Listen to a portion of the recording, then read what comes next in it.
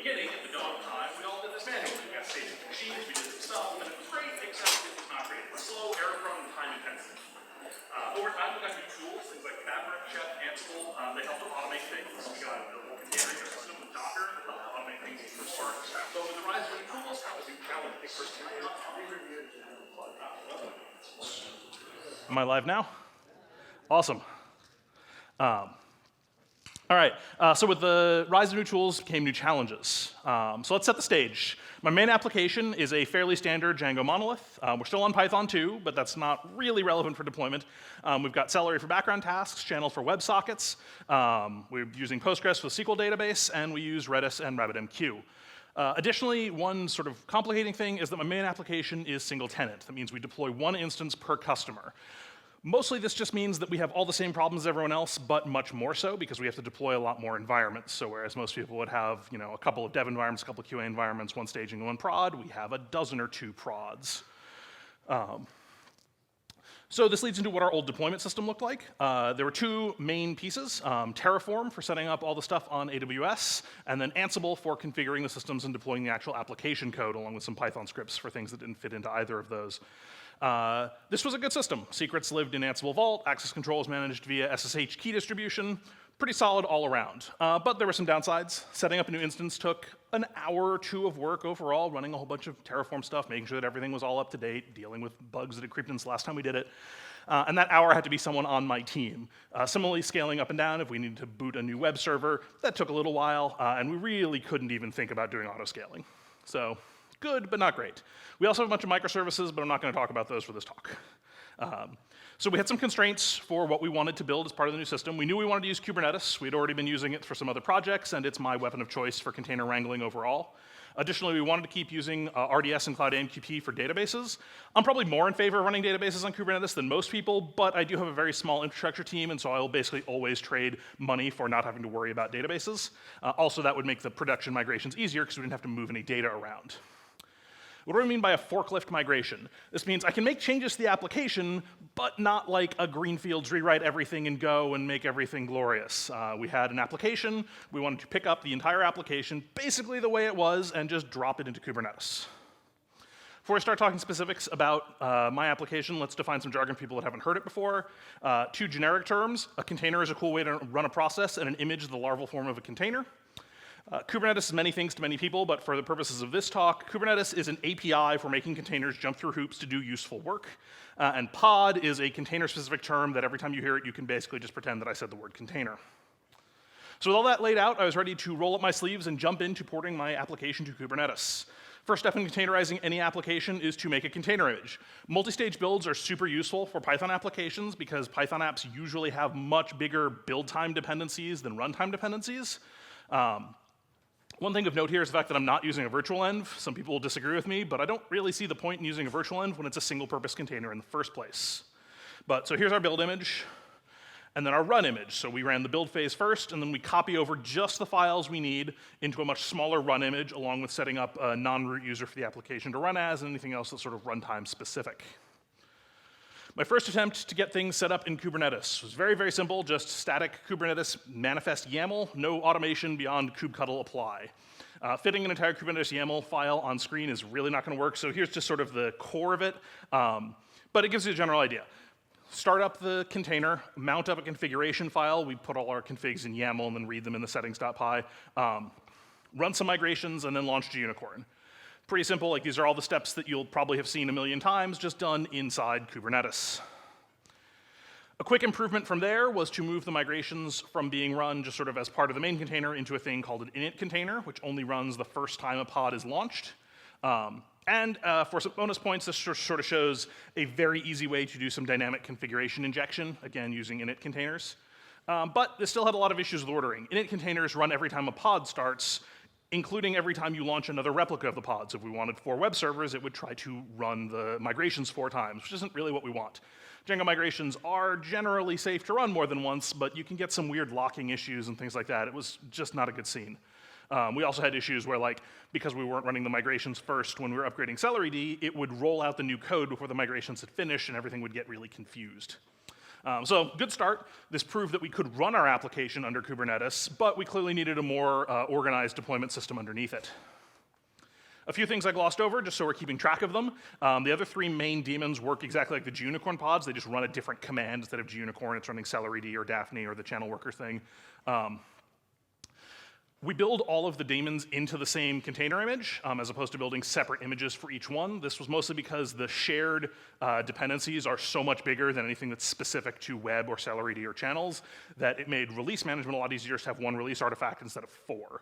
I'm also ignoring Celery for right now. We will get to it later. My application is mostly an API that's used by mobile applications. So we do have web interfaces in it, but they're mostly either used rarely or used by administrative staff. So I decided to keep things simple and try to avoid using S3 for the static files. For things that are dynamic, like user uploaded media files, that still has to go in S3 because you need a shared system of some kind. But for the actual static files, we build that into the image and we serve it using a cut down version of the Caddy web server. So that just means that we don't have to separately deal with versioning the static assets and the deployed image.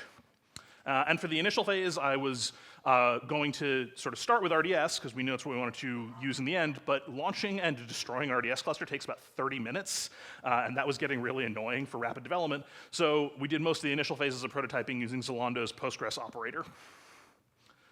So by this point, I had a working proof of concept. I could deploy my entire stack on Kubernetes and use the application. The application itself worked like normal, but deploying it was still not really great. We needed something that was more repeatable and reliable.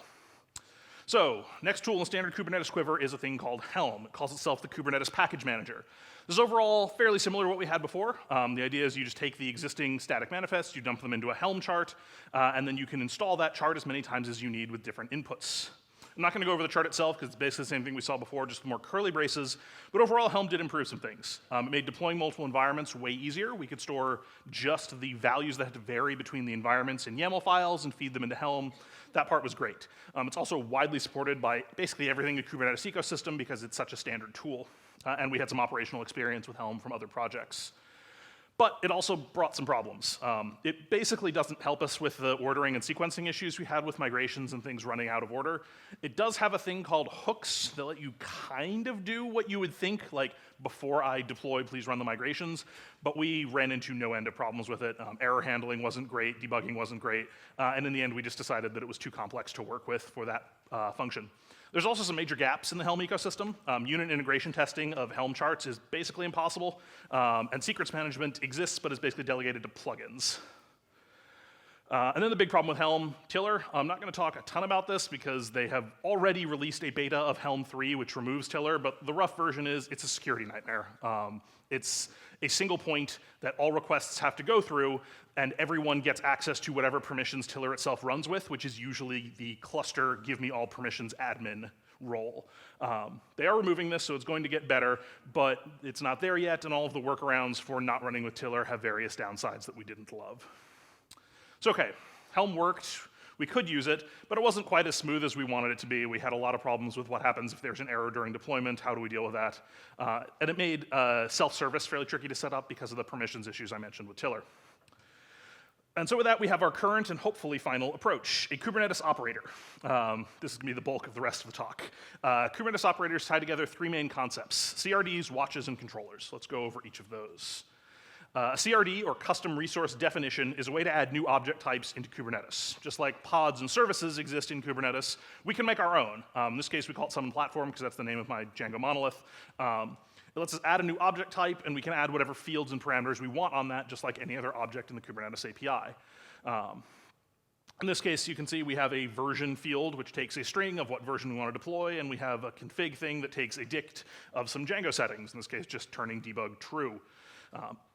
This is a bit more verbose than a Helm values file for anyone that's worked with those, but it does allow for some nice things, like you can have type validation on your variables, which is a thing that Helm itself does not natively support, and you can use tools like kubectl apply with this directly as opposed to having to go through multiple intermediary tools. So the CRD gives us a place to put all of our configuration. It holds the data for what we want to deploy, what we want our configuration to be, all that kind of stuff. But now we need to actually do something with it.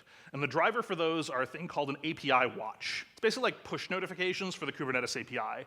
Whenever an instance of my custom object changes or is created or is deleted, I want to get a notification in my code so that I can do something with that new data. or lack of data if it's a delete. The heart of an operator is a controller. Each controller sets up some API watches, waits for a change, and then does its best to make sure that the state of the world reflects the new config, repeat indefinitely. That's what an operator or what a controller is, sort of deep down in the heart of an operator. Before we dive in to talk more of the specifics of our Django controller, let's pull back a bit and talk about building convergent systems. And before we do that, let's pull even further back and talk about the opposite, which is procedural systems. A procedural system is built by giving the system all of the steps that you want to run in the order you want to run them, like, say, a bash script. That is the steps that you want the code to take in the order you want it to take them. Real simple, easy to write, as opposed to a convergent system where we don't tell it what steps we want it to take. We just say, this is the state that I want the system to be in when you are done. Figure it out. So if you've worked with Ansible, for instance, it is a convergent system. You don't tell it what steps you want it to take. You say, this is what state I want the system to be in when you are done, and it figures out what it has to do to get there. Very briefly, two other important concepts that I'll be mentioning throughout this. Idempotence, or a system being idempotent, means that it only takes action when it needs to correct the state of the system. So going back to the Ansible example, if you tell it you want a package installed and the package is already installed, it doesn't try to install it again. That's all it means. Long word, simple. Promise theory is a mathematical framework for designing convergent systems by breaking them down into smaller subsystems that adhere to a specific contract of, you give me this data and I will try to make the state like that. Promise theory systems can work at several levels, so we can start with small promise theory actors and compose those into bigger actors and compose those into bigger actors.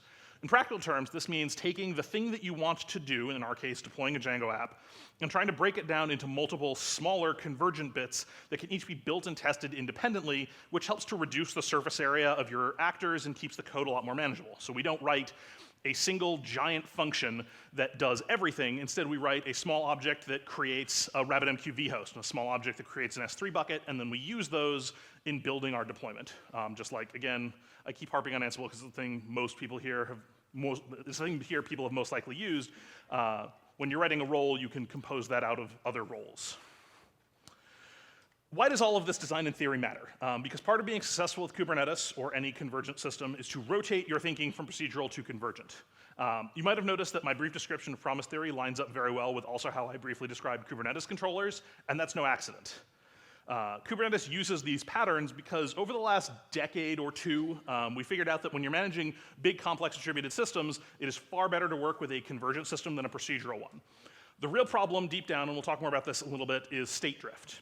Failures happen. Like, there's going to be errors during deployment, and after that error occurs, you don't really know what state your system is in. You could go and find out and try and correct it, but that's very time consuming. And if you've got, say, just like a big bash deployment script with like rsync and a whole bunch of stuff, a lot of people have written those, I've definitely written those. But unless you account for every possible starting state, if the system is in an error state of some kind and it's in some weird configuration, your script may just break randomly. Like, you're trying to rsync and the destination folder doesn't exist.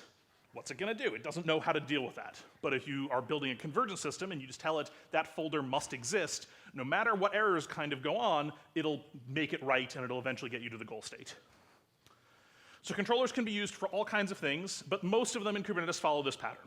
On any change to an object, read that object in, generate a whole bunch of other Kubernetes goop, apply that into the Kubernetes API, or sometimes like talk to external systems, so like the one that makes S3, instead of talking to the Kubernetes API, it talks to the AWS API. And just loop this forever. So every time there is a change, you get the object, you read what was requested, like I want an S3 bucket called foo, and it should have permissions public. Talk to the AWS API. If the bucket doesn't exist, create it. If the permissions don't match what was requested, fix them. Repeat forever. This loop ensures that everything gets rebuilt effectively from scratch. So if we are just sort of running and I go and delete that S3 bucket, the next time it reconciles, it'll just recreate it. The system doesn't have to care about what error state things were in. All it wants to do is know what is the current state of the universe and what is the desired state of the universe. Every custom type will have usually one custom controller that is attached to it. Package up all of those multiple controllers and multiple custom types together, and you end up with an operator. But okay, enough about the ideas behind the system. Where's the code? Unfortunately, writing complex operators in Python is doable, but a bit tricky. There's two main projects that are trying to make it easier to write Kubernetes operators in Python. One is called COP, and the other is called MetaController. They're both, however, aimed at relatively simple use cases, and they're pretty early in development. There is also a low-level client library that's auto-generated for Python, but then you have to write all of the custom controller and custom tools, custom type specific stuff yourself, and no one has really written a thing to make that easy yet. So in the end, we decided to go with the more community standard kubuilder and controller runtime libraries, even though those are in Go. I'm going to summarize the things that we wrote in Python pseudocode from here, but if you go and look at my actual repository, which will be linked at the end, it will all be in Go. So be it. So the first problem that we tackled as we were writing our custom operator was the big problem we had with Helm, sequencing and ordering. We added a lightweight state machine to figure out sort of where in the deployment process our system was. The first phase, initializing, covers the setup of databases and other underlying infrastructure, sort of like big global stuff that's usually only done once. And then we had migrations run per version, deploying per version, and then ready, and error when that happens. This is some of this pseudocode specifically around dealing with migrations. This is one of the nice things about writing custom operators, though, and we'll see this a couple of times throughout the talk, is that because this is real code, as opposed to just being a declarative system like Helm or other YAML-based tools, we control it and we can make whatever behavior we want. So it allows very, very careful customization of exactly how migrations work in Django, say, which is subtly different than other frameworks, and lets us very carefully control the behavior of what happens if, say, there's an error during migrations. What do we do? Like, what does that mean? In the case of Django, it doesn't attempt to auto-roll back, for example. So we have to understand that there was an error and flag that to an operator, as opposed to some other frameworks where it'll auto-roll back and you just try again. I put aside Celery Beat earlier, so now's a good time to pull it back out. There's two problems with Celery Beat for anyone that runs it. The first is that if you run 2 copies of Celery Beat, it's the thing that schedules all of your scheduled tasks, so basically it's like cron for Celery, and if you run 2 copies of it, your scheduled tasks just run twice. If your tasks are all perfectly idempotent, that can sometimes be okay, but it's still gonna be a load increase, and usually you'll end up with 1 or 2 tasks that if they're run twice, bad things happen. It's certainly easy to happen unexpectedly, and people do not understand why. The second problem with Celery Beat is it is a stateful tool. It stores a bit of information for every task, like when it was run last. By default, it stores that in a file on the local file system. There's a tool called Django Celery Beat that puts into Django's SQL database, but that's a lot of write load. Like, we have a couple dozen tasks running every, I think, 5 seconds.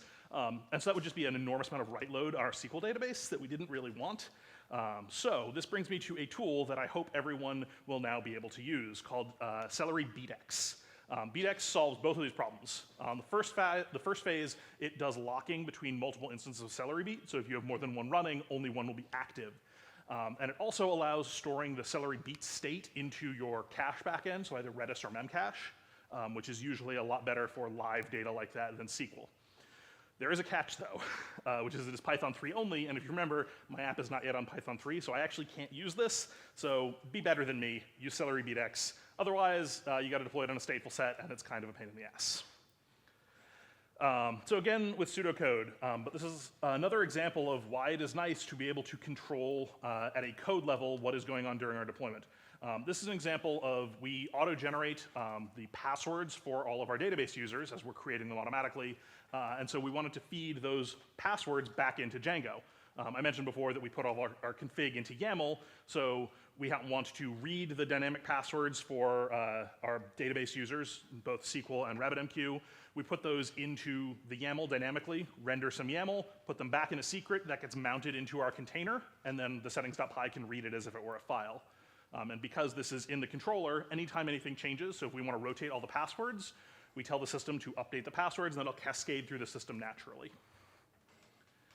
So that covers the underlying tech. What about workflow? That's just as important as having good deployment systems, having good deployment workflow. Our original was fairly simple, deploy.sh. It just wrapped running Ansible. Pretty simple, repeatable, but it had some issues. The biggest ones were that there was a source of truth mismatch, and that because convergence was both partial and manual, things could drift over time. With the source of truth, the idea of mapping out sources of truth is to figure out where in your system a given piece of data is authoritative. So for example, with our Ansible code, that was authoritative in Git. Git defined what was the correct way to configure a system. But where did the information about the versions that should live on each server go? In our case, that didn't really go anywhere. It was basically authoritative on the running systems themselves based on what version was git cloned onto them.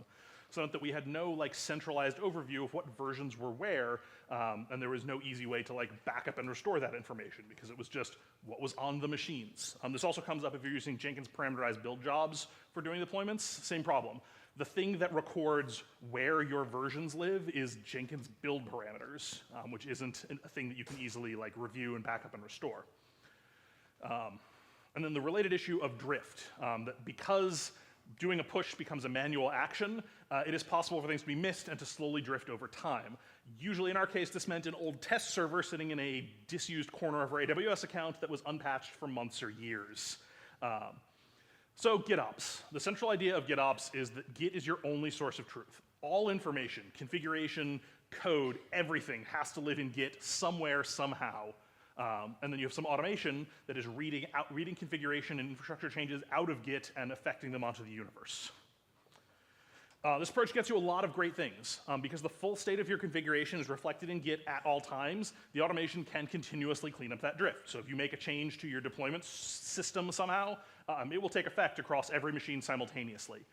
That also means that you can take down all the fraud simultaneously, so make sure you have good tests, but it is nice that things will never be out of sync. It also means that if there's an emergency, you have all of your stuff in one place. I can push one button and restore my entire infrastructure because it's all in one place, and that is the authoritative source. It also helps just bringing a more code-based workflow to operational changes. You get things like code reviews and commit messages and things like that. It can be used as a kind of discount audit log of seeing who made changes when and hopefully why. But it's not perfect. The biggest friction we've had in switching our teams to GitOps is frustration that they have to get what they feel are minor operational changes fully through a code review process. We're currently using the GitHub branch protection rule system, and it's got some flexibility in determining who does reviews, but not a lot of flexibility in what should be reviewed. So our goal is to eventually try to replace that with a custom review management system, but we haven't yet built that, so there's been a lot of frustration from some of our team members. Also, we've had some team members that are engineering adjacent. They're not working in code day to day, but they do need to interact with the deployment system, and they didn't necessarily have GitHub accounts. They didn't know how to use it very well, so we've had to guide them through that. It's been okay since then, but it was definitely a thing that we sort of forgot to factor in, is that there are people that don't sit in GitHub all day. And of course, if your team members don't fill in good commit messages or don't review things consistently, then that data source is not going to be very useful. We do have a lot of update foo.yaml as the commit message, which, so it goes. So put it all together and we get a new end-to-end workflow based on GitOps. We use a tool called Argo CD to do the critical watch your Git repositories and sync them into Kubernetes, but there's a lot of tools around there. Find one that works for you. The general idea is to have GitHub be, or Git in general be, the source of truth.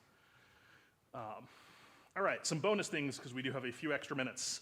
Second piece of the puzzle that we built was a CLI tool to handle common tasks that our engineers would come up with.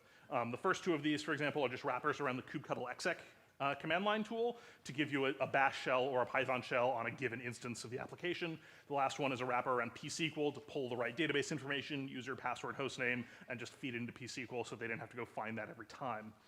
We've been adding more debugging assistance tools to it over time, and it's been generally, I think, well received. We took a cue from Homebrew, and we added a command to our thing to both examine environmental issues and potentially auto-fix them if it knows how to. This has been very helpful in just getting more people set up on the new platform. We can just tell them, hey, please run write-a-doctor and paste me the output. This is still mostly in testing. We haven't rolled it out to production yet. As an ops person, I like command line tools, so I'm cool with just like kubectl describe as my interface to a lot of things, but not everyone on all of our teams feels the same way, so we started to build a fairly simple read-only user interface so that they could navigate to things via the web and see nice graphical pretty things. So while our Django deployment logic in this thing is definitely fairly tailored to our needs, it's still pretty general Django, and it is all open source, which is nice. It is not particularly well documented, but it is open. If you want to go look at it, steal ideas, steal whole sections of code, that is highly recommended. And yeah, thank you so much for having me. Any questions? 。 . 。 . 。 .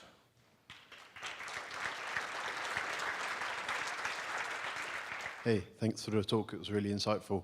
One of my biggest fears from moving to a PaaS like Heroku to a more flexible Kubernetes environment is Heroku does so much for me with managed Redis, Postgres. They tell me when maintenance needs to be done, they do it. I guess my question is, have you still kept that managed, or are you managing that yourself? For Postgres, we use RDS. For RabbitMQ, we use Cloud MQP. Redis in particular, we decided to run ourselves because Amazon does offer Elasticache Redis, but it is remarkably expensive, and Redis is pretty easy to run. I will point out that you can actually use Heroku Postgres without using Heroku. They don't super advertise that fact, but if you're on Amazon, it's running in Amazon. You can just keep using Heroku Postgres if you like it. I like that, yeah. Okay, thank you very much. Hi, yeah, thanks for the talk. I have a question, as someone who's tinkered with Docker and, kind of been getting into these types of technologies, maybe even using them in production, how would you recommend someone diving into Kubernetes as kind of the next level? Really just what I showed in the talk of start writing some YAML. Pick an application. The one I generally recommend is WordPress because it is really it's got a slick installation process, and there's 1.5 million guides to every possible flavor of WordPress thing you could want to do. So just start writing some big YAML files to deploy it, deploy, I guess, MySQL if you're doing WordPress, deploy a WordPress container. It's got a fairly well-polished Docker image already, so you don't have to make that yourself. And just try deploying stuff. GKE is really easy to get started with, and if you remember to shut it down when you're done using it, it's pretty cheap. So yeah, that's where I begin. Hey, I was just curious, when you were in the section regarding GitOps and you were talking about getting people engaged in that process, you said that there was difficulty with people who weren't engineers being engaged with that process. Who that's not an engineer cares enough about your deploys to get involved in that anyway? Mostly the product management team and the release management team, all of whom are not necessarily, the release management team has some engineers on it, but it also has more PME kind of people that do want to be involved. They want to see when deploys are happening because it's part of their checklists, but they're not living and breathing in GitHub. One of them had a GitHub account but hadn't logged in a couple years. A couple of them had never had GitHub accounts, stuff like that. So when you, as you finish up that more friendly UI, is the intent that a lot of those people would just be pushed towards that because it's mostly about communicating to them, not necessarily them contributing? Yeah, probably. If they want to be able to see system status, and we're also working on sort of custom tools, especially for the release management team. They really want to be able to see not just what version is in one place. They want a big overview of which given what versions are in prod and where are they. But because everything is just in YAML files, it's pretty easy for us to just write a little script that generates them a nightly report or whatever and emails it to them. So a mix of that web UI and just writing little custom integrations that either talk to the Kubernetes API directly or just read and parse YAML files out of GitHub. Cool, thanks. Awesome. Thank you so much, and enjoy your break.